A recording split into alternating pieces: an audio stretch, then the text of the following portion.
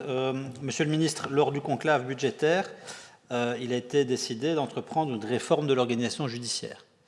Un projet de loi portant des dispositions diverses en matière d'organisation judiciaire est actuellement en discussion donc dans votre commission justice. La modification de l'article 186 du Code judiciaire qui organise un assouplissement des dispositions relatives à la répartition des affaires fait débat. Il est précisé qu'il n'est pas question de toucher aux justices de paix et aux tribunaux de police, ce que, évidemment, nous saluons.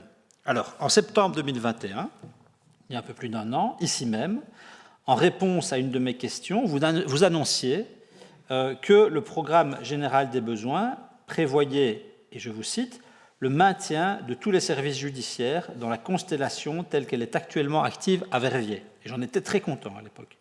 Et par ailleurs, les budgets nécessaires à la rénovation du palais de justice avaient été programmés dans le plan d'investissement de la régie des bâtiments, lequel avait été validé en Conseil des ministres en février dernier.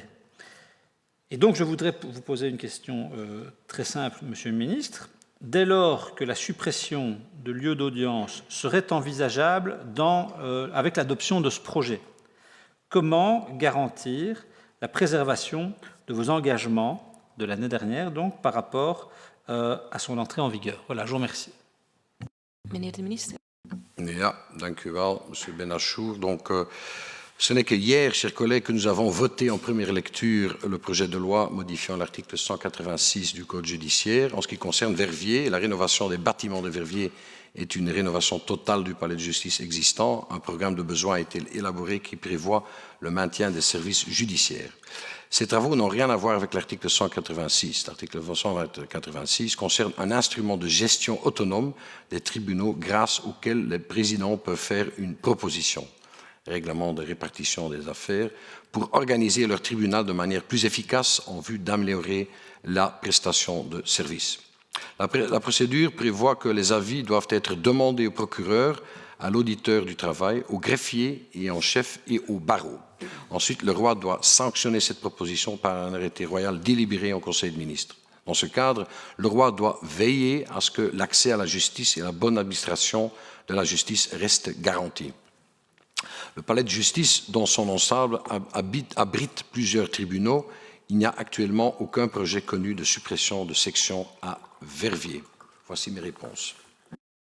Monsieur Bennachour.